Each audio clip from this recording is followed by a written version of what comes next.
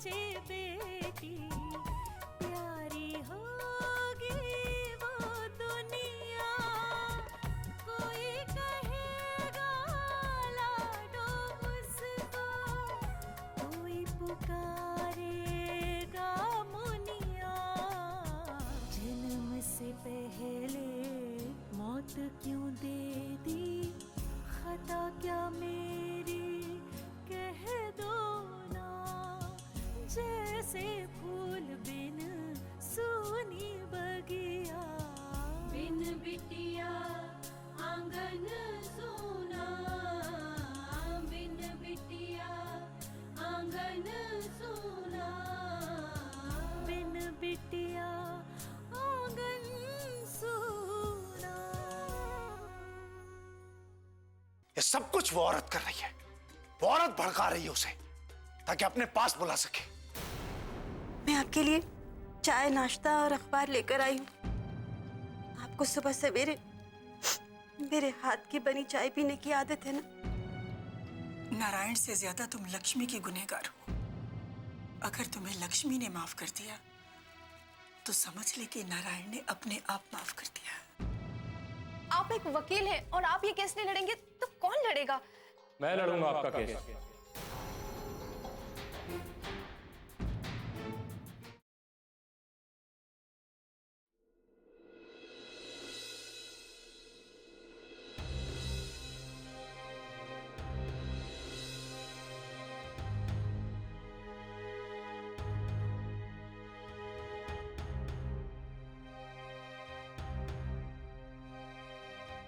तो आप इनकी तरफ से वकील नियुक्त हुए हैं?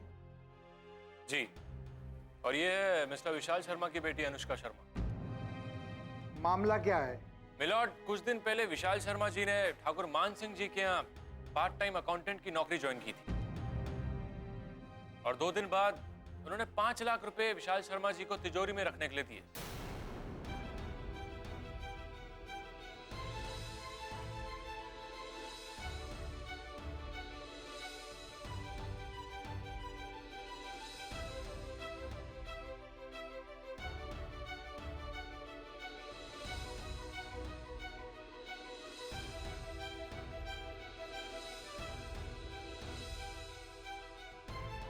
मिलॉर्ड, ये एक सोची समझी साजिश है जो सिर्फ अनुष्का शर्मा से बदला लेने के लिए रची गई है, और इस साजिश की तह तक जाने के लिए हमें कुछ दिन की मोहलत चाहिए। और मेरी आपसे दरख्वास्त है कि जब तक विशाल शर्मा जी का जुर्म साबित नहीं हो जाता तब तक उन्हें जमानत पर रिहा कर दिया जाए। विपक्ष से कोई नहीं आया? जी नहीं मिलॉर्ड। तो अभी आपने बताया कि रुपया विशाल जी के घर से बरामद हुए हैं, तो इस हालत में उन्हें निर्दोष कैसे माना जाता है? मैं मानता हूं मिलॉर्ड, लेकिन यह साजिश एक इज्जतदार इंसान को लोगों की नजरों में नीचा दिखाने के लिए रची गई, ताकि उनका उस गांव में जीना मुश्किल हो जाए और वो वापस लखनऊ चले जाएं। लेकिन मेरी आपसे सिर्फ एक ही दरख्वास्त है कि जब तक इस केस का फैसला नहीं आ जाता तब तक उनका हवालात में रहना ठीक नहीं होगा। वो एक इज्जतदार आदमी है, लोग उन्हें मानते हैं, ऐसे में उनका ज्यादा दिन तक हवालात में रहना ठीक नहीं होगा। ठीक है, इनकी जमानत की अर्जी मंजूर की जाती है।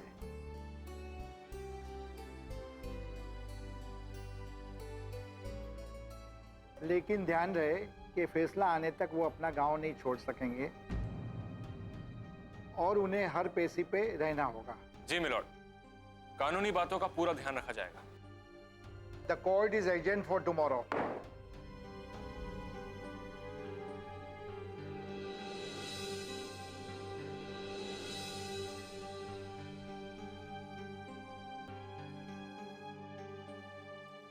ये लीजिए, मैंने आपसे कहा था ना कि आपके पापा को जमानत मिल जाएगी।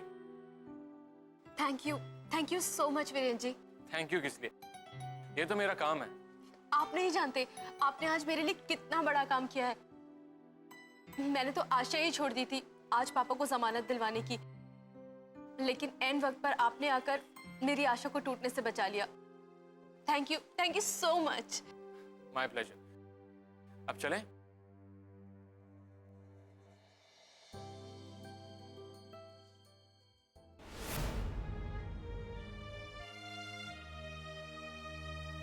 लक्ष्मी, सुन रही हो ना बेटा मेरी बात?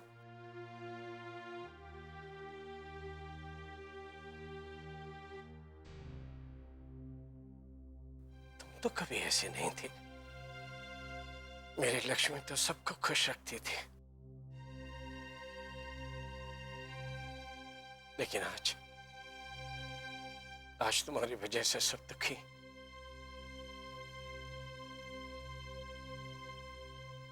सबकी आंखों में आंसू है, और इसका कारण तुम हो लक्ष्मी, सिर्फ तुम। उठ पे जाओ बेटे, अब तो उठ जाओ। ठाकुर साहब, तुम कैसी है लक्ष्मी दीदी? देख लो, जो भी है तुम्हारे सामने है। वो मैं यहाँ पे माफी मांगने के लिए आई थी कि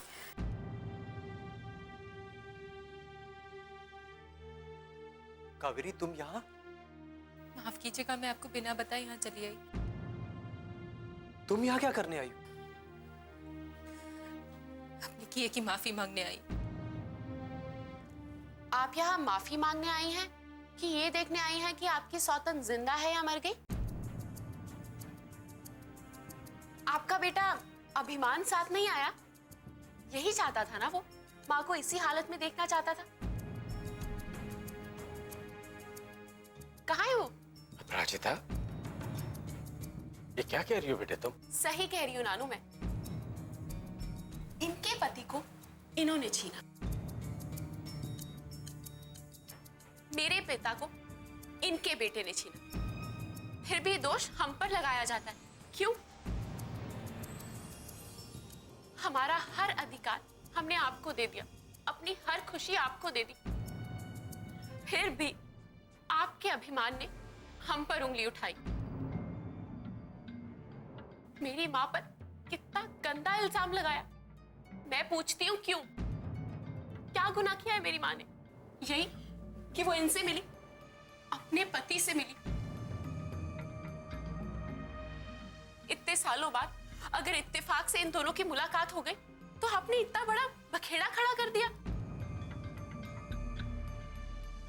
मैं पूछती हूँ क्यों? क्या इतना भी हक नहीं है इनका कि ये अपने पति से मिल सके? क्यों दूर रहे अपने पति से? बताइए, बोलिए। बिन बिटिया आंगन सोना।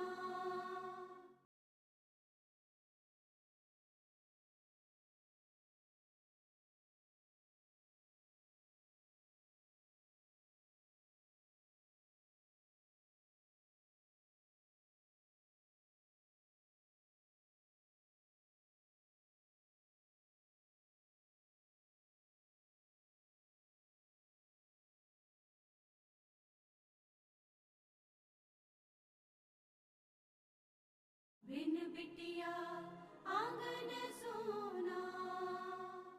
क्यों दूर रहे अपने पति से? बताइए, बोलिए। आप क्या बताएंगे? आपने तो इस दर्द का कभी एहसास ही नहीं किया।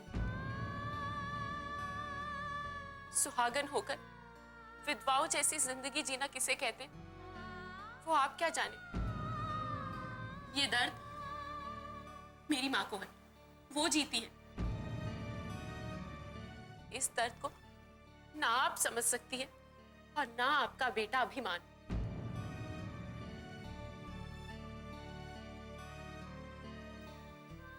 मैं जानती हूँ अभिमान ने गलती की है।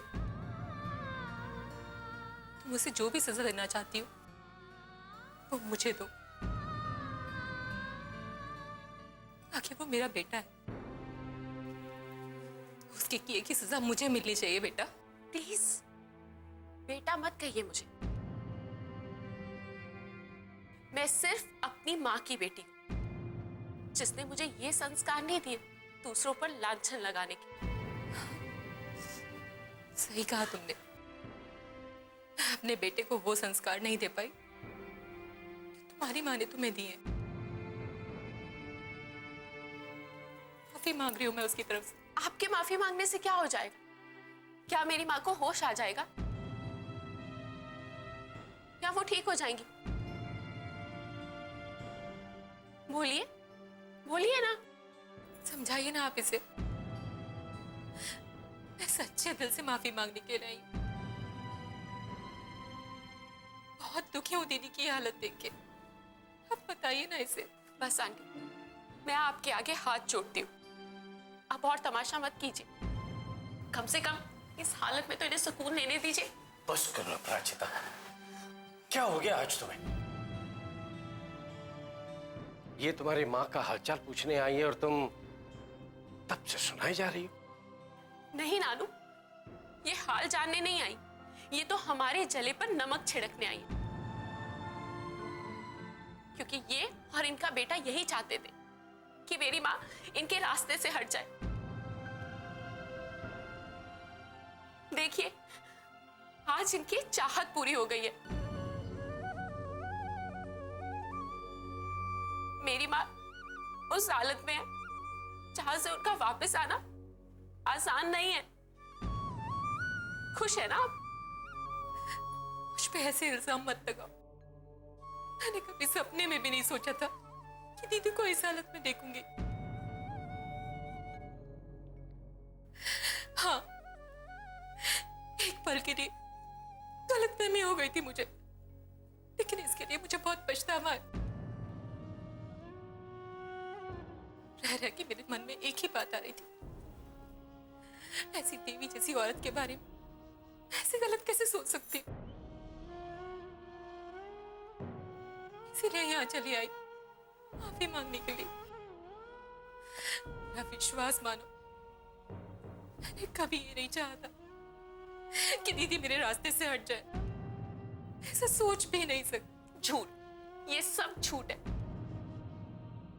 आपको आपकी भूल का एहसास है, आपको अभिमान की गलती का एहसास है, तो ठीक है, प्रायश्चित कीजिए, कीजिए प्रायश्चित अपनी गलती का। मेरी माँ को होश में लाइए, जगाइए उन्हें, उठाइए उन्हें, उनसे माफी मांगिए। कर सकती है आप ऐसा? क्या आप मेरी माँ को वैसा कर सकती है जैसा वो 2 दिन पहले थी?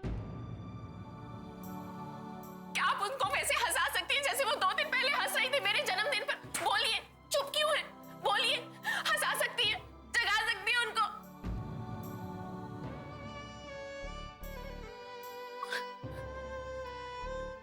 आज मैं ऐसा कर सकती हूँ। माफ कर दो मुझे, हाथ जोड़ती हूँ, माफ कर दीजिए मुझे।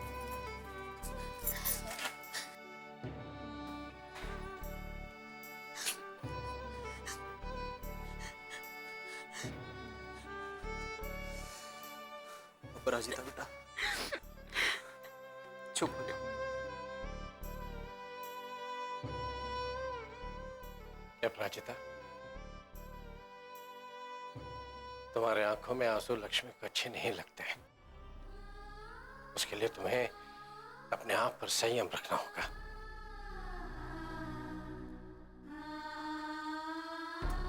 चुप हो जाओ।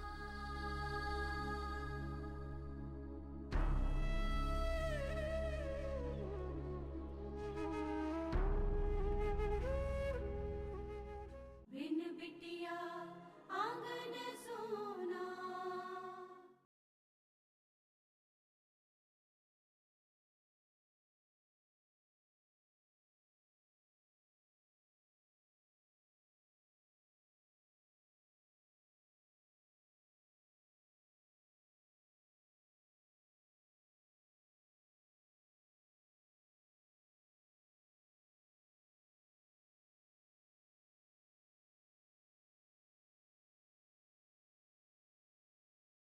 बिन बिटिया आंगन सोना।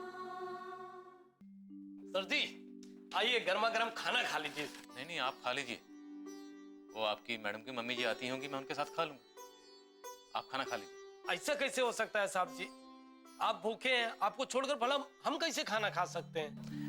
अरे अरे भूखे तो आप होंगे, दिन भर मेहनत करते हैं, इधर उधर भाग दौड़ करते हैं। मुझे तो भूख लगी नहीं, मैं तो सारा दिन यहाँ बैठा रहता हूँ, यही अखबार पढ़ता हूँ। आप खाना खा लीजिए। आपकी मैडम की मम्मी जी आती होंगी बस। लो, आ गई तुम्हारी मैडम की मम्मी जी। क्या हुआ? कुछ नहीं, वो श्रीराम कह रहा था कि आपने अभी तक खाना नहीं खाया। आपको भूख लगी होगी तो मेरे साथ खाना शेयर कर लीजिए। श्रीराम, आप खाना खा लीजिए, मैं साहब जी के लिए टिफिन लाई हूँ। थैंक यू मैडम जी, इसकी बहुत जरूरत थी पेट में। श्रीराम जी सुनिए, क्या हुआ मैडम जी? अनु का कोई फोन आया, जमानत के बारे में कुछ हुआ? ना मैडम जी, जब से वो गई तब से उनका एक भी फोन नहीं आया है। कोई फोन नहीं आया? श्रीराम, आप खाना खा लीजिए। हाँ जी सर। अनु अभी तक आई क्यों नहीं? एक फोन भी नहीं किया। सुशीला वो कहीं बिजी हो गई होगी, तुम फिक्र मत करो, आ जाएगी वो। एक फोन तो कर लेती हूँ। तुम्हें मालूम है ना, वो कोर्ट में गई है। कोर्ट कचहरी के काम में वक्त लग जाता है, पर ये पता नहीं कि आज कोर्ट में क्या हुआ होगा। यही तो चिंता है, जमानत करवा भी पाई होगी या नहीं। माँ, जमानत हो गई। हो गई? पापा की जमानत हो गई? हाँ माँ, जमानत हो गई। श्रीराम, लॉकअप खोलो।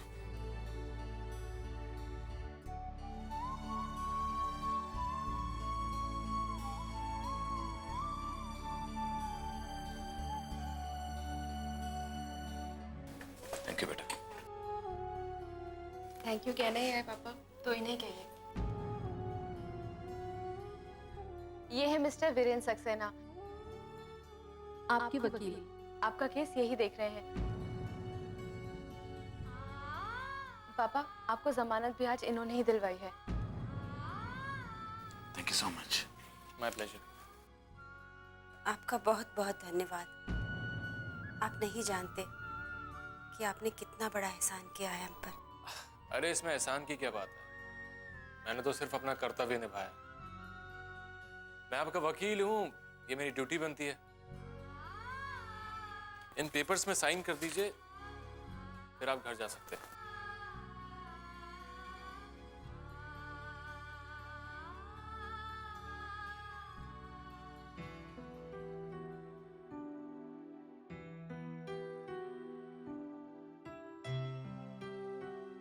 पापा, मैं वादा करती हूँ, जिस तरह आज मैंने आपको यहाँ से जमानत पर रिहा करवाया है,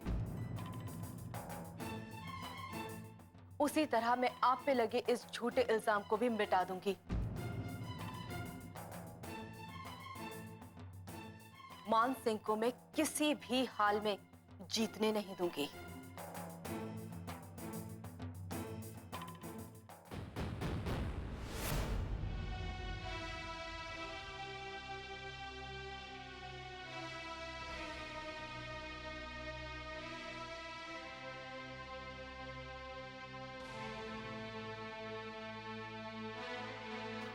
अब मत रो अपराजिता, बिल्कुल मत रो।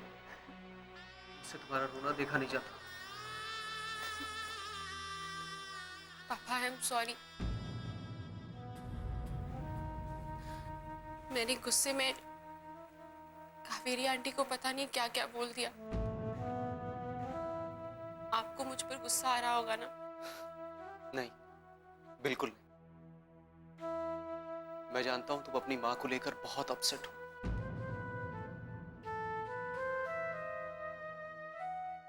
इसलिए कावेरी को देखते ही तुम्हें अभिमान याद आ गया, उसकी कई बातें याद आ गई और तुमने उसे भला बुरा कह दिया। लेकिन फिर भी पापा, मुझे ऐसे नहीं करना चाहिए था।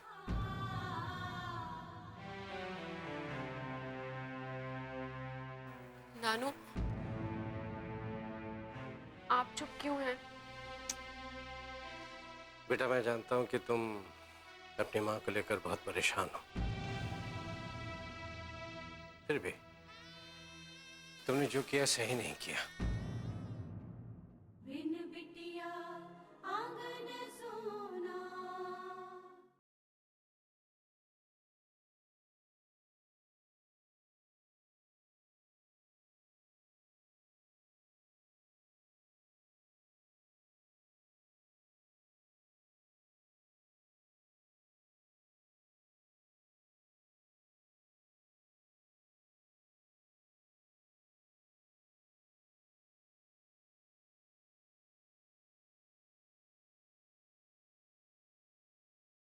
बिन बिटिया आंगन सोना।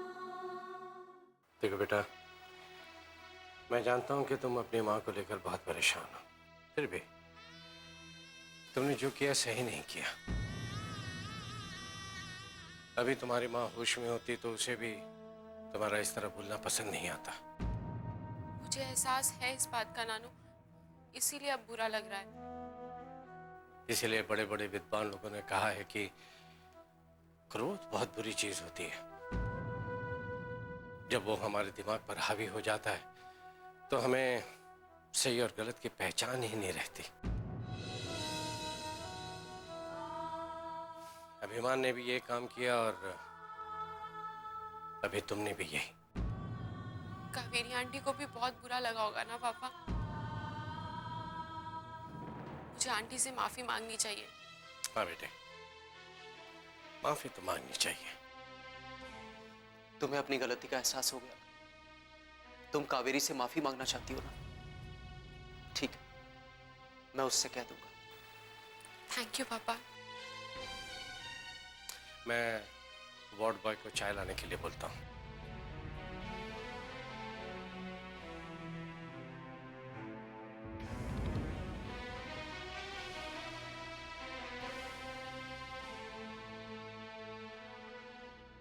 अगर माँ को होश नहीं आया तो क्या होगा?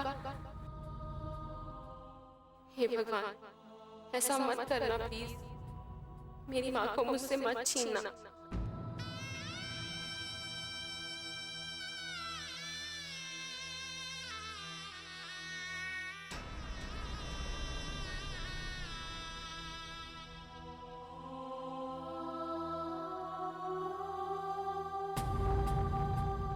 क्या हुआ अपराजिता, तुम फिर रोने लगी? पापा, माँ को होश आ जाएगा ना? माँ ठीक हो जाएगी ना? इन्हें कुछ होगा तो नहीं? अगर इन्हें कुछ हो गया तो मैं अकेली हो जाऊंगी पापा। मैं अकेली हो जाऊंगी। लक्ष्मी हमें छोड़ के नहीं जा सकती, बिल्कुल नहीं जा सकती।